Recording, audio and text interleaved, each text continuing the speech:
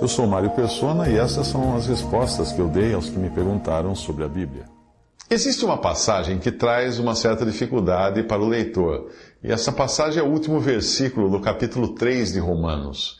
Isto porque existe uma espécie de consenso religioso de que a lei, dada por intermédio de Moisés, seria uma espécie de manual de como viver, como você deve viver para merecer ganhar a salvação. O que nem todos percebem é que a lei é como uma placa de contramão. Ela indica que você está na direção errada, mas não tem qualquer poder de manobrar aquele seu enorme caminhão que está entalado numa rua estreita. Então eu selecionei alguns comentários de autores que explicam essa passagem, o último versículo desse capítulo de Romanos, de uma maneira muito clara, e mostrando o papel da lei e da fé na salvação do homem. Como alguém disse, afirmar que Paulo estaria anulando a lei por causa da fé seria o mesmo que, abre aspas, a semeadura de um campo demonstrar que o arado foi usado em vão, fecha aspas, essa frase de F.W. Grant. Então vamos às frases que eu selecionei. Primeira, ora, nós sabemos que tudo o que a lei diz aos que estão debaixo da lei, o diz para que toda a boca esteja fechada e todo mundo seja condenável diante de Deus. Por isso, nenhuma carne será justificada diante dele pelas obras da lei, porque pela lei vem o conhecimento do pecado. Concluímos, pois, que o homem é justificado pela fé, sem as obras da lei. E aí termina o capítulo dizendo, anulamos, pois, a lei pela fé? De maneira nenhuma. Antes estabelecemos a lei. Isso tudo que eu li foi Romanos 3, do versículo 19 a 31. Suprimi algumas partes para ficar mais breve. Vamos ao primeiro comentário de um autor. Abre aspas. Nunca a lei foi tão honrada e estabelecida quanto na morte de Cristo. O Evangelho honra a lei por permitir que ela faça o seu trabalho de despertar o conhecimento do pecado. Então, o Evangelho entra em cena e faz aquilo que a lei nunca era para fazer. O Evangelho traz a justificação completa ao crente em Jesus. Fecha aspas, do autor F. B. Hall, com H. Uma outra frase, abre aspas, a lei exige total obediência. A pena pela quebra da lei deve ser paga, e a pena é a morte. Se um transgressor da lei pagar a pena, ele estará perdido eternamente, porque terá morrido. O Evangelho mostra como Cristo morreu para pagar a pena da lei que foi transgredida. Ele não tratou a lei como algo a ser ignorado, ele pagou completamente a dívida. Agora, qualquer um que tenha transgredido a lei pode se beneficiar do fato de que Cristo pagou a pena em seu lugar.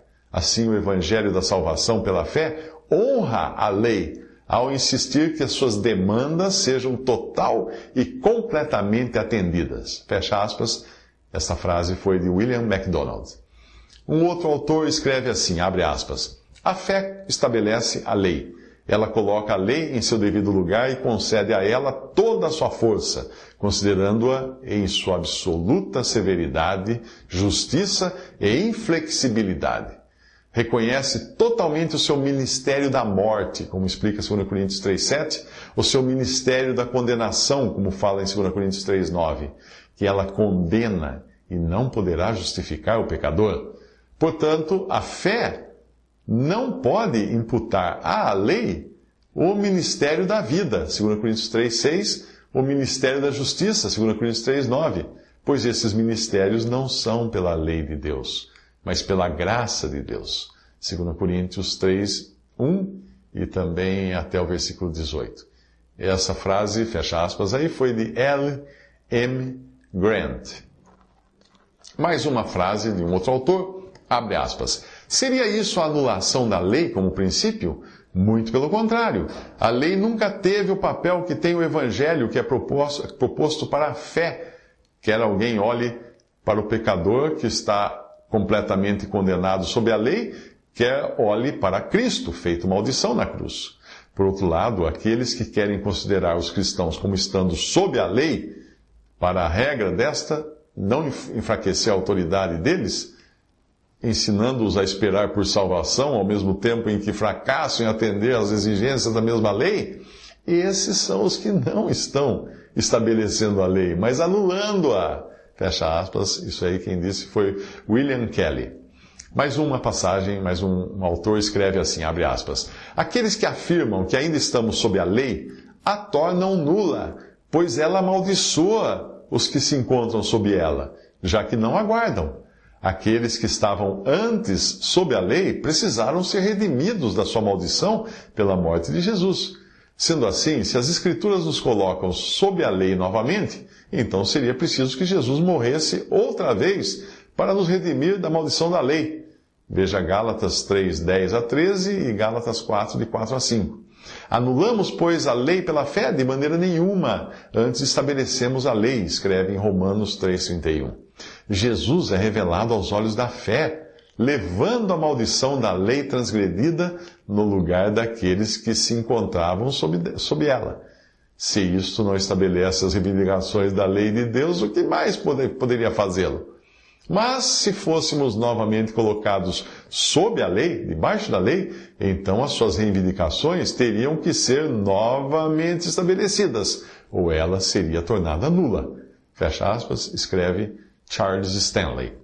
Mas um autor escreve assim, abre aspas, será que a fé anulou a autoridade da lei? De maneira nenhuma. A fé estabeleceu completamente a autoridade da lei, mas fez com que o homem participasse da justiça divina ao mesmo tempo que reconhecia sua justa e total condenação pela lei como estando debaixo dela.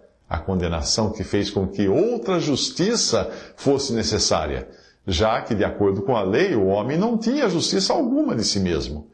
A lei exigia a justiça, mas ela apontava que havia pecado ali.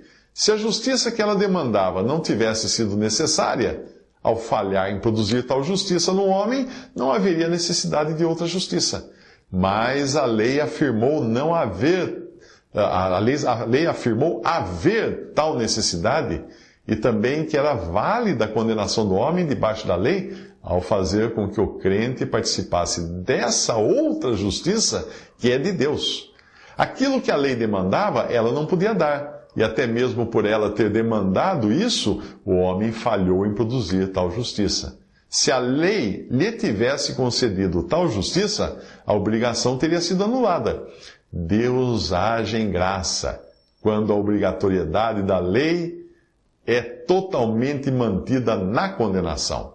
Ele concede justiça, pois ela deve ser possuída. A justiça deve ser possuída.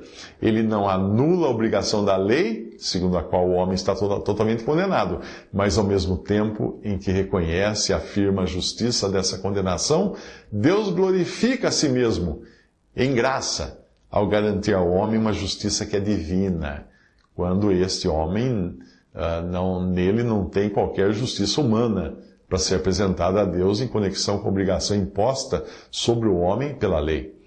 Nada jamais deu tanta sanção divina à lei como fez a morte de Cristo, que levou sua maldição, a maldição da lei, mas não nos deixou debaixo dela. Portanto, a lei não anula, a fé, melhor dizendo, a fé não anula a lei. A fé estabelece a sua autoridade completamente. Ela mostra o homem condenado justamente debaixo da lei e mantém a autoridade da lei nessa condenação, pois considera que todos os que estão debaixo da lei estão sob maldição. Você irá reparar que o que é distintamente apresentado até o final do capítulo 3 de Romanos é o sangue de Cristo sendo aplicado aos pecados do velho homem, fazendo do perdão algo justo e tornando o crente livre de seus pecados, já que estes foram purificados pelo sangue de Cristo. Isto atende à culpa do velho homem completamente, como explica John Nelson Darby nesta outra passagem. Visite respondi.com.br. Visite 3minutos.net.